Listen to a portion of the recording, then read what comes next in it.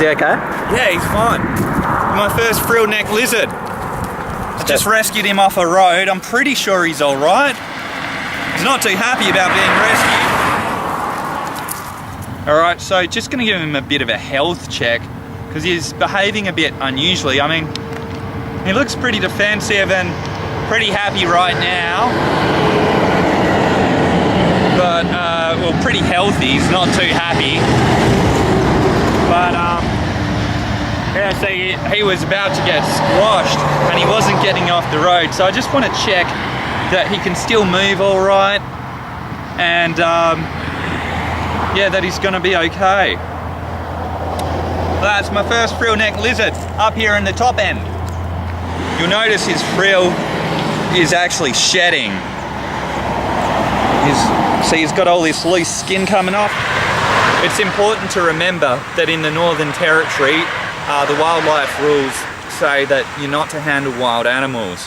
But in a situation where a beautiful animal like this is stuck on a highway, a busy highway, and can't get across, it's always all right to help him across.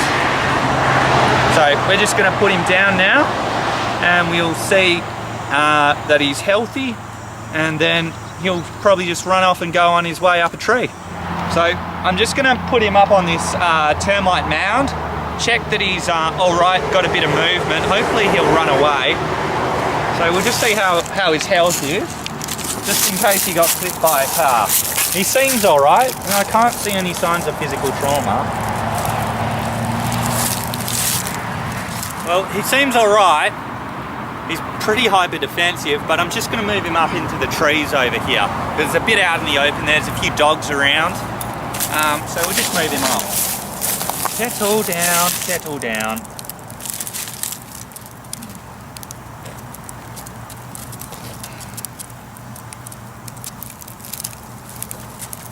There we go.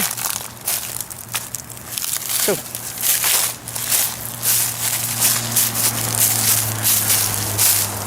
Alright, so I'm just going to let him go on this tree here. And should just run up it. Hey. Oh, green. Yeah, keep going. And up he goes. They're always on the opposite side of the tree, so you can't see him very well.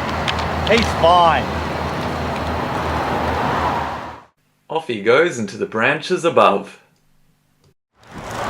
Let's go look for some snakes.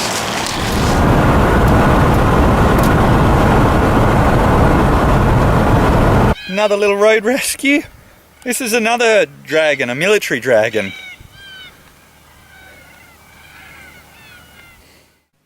Like other small Australian dragons, this tiny lizard is hiding powerful muscles within its lightweight legs. These guys can go fast, alright. Can you spot this frog? Right there. Camouflages very well with the leaf litter around here. Good to see a native frog out here. And just helped it across the road.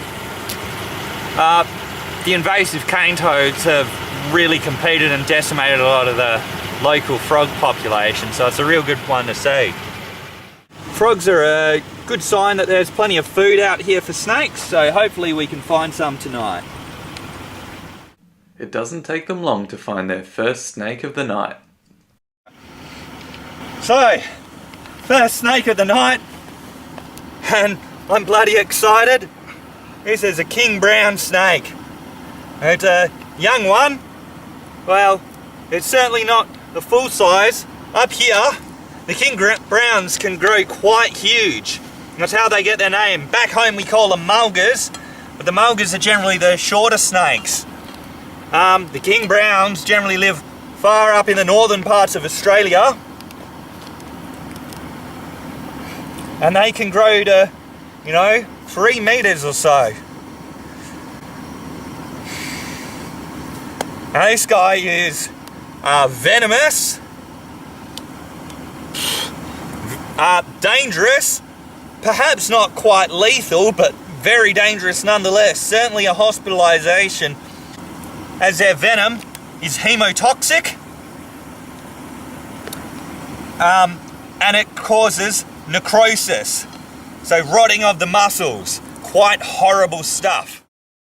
For the biology geeks out there, this venom contains enzymes which break the peptide bonds in cellular proteins. Even a tiny amount of venom is enough to kill thousands of cells worth of proteins.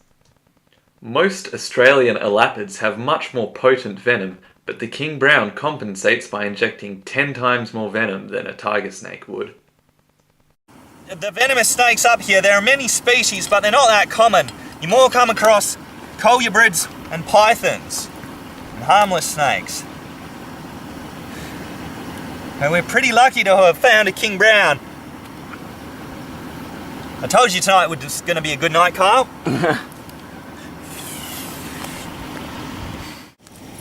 They can reach about 3 metres, putting them as one of Australia's longest elapids, and they can gain a fair bit of girth too. That's why they have the name king.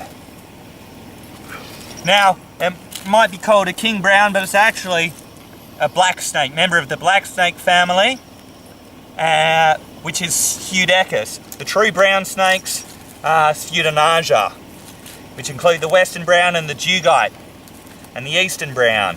And they have a lot more toxic venom.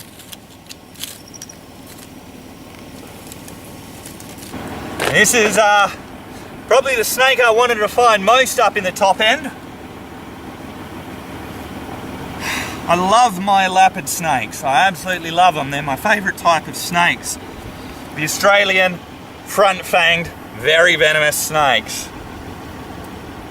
Time to find some more. Alright, so here we got something we're pretty used to. This is a Burton's legless lizard. Pretty cool colour. These guys are lizard specialists. They'll actually chase them down during the day and probably hunt sleeping ones at night.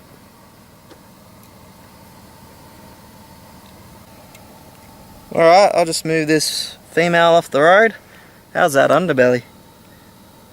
Back where we found her.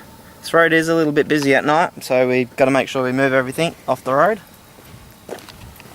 And he was moving this way, so we always put reptiles just off the road in the direction they're heading. See you later.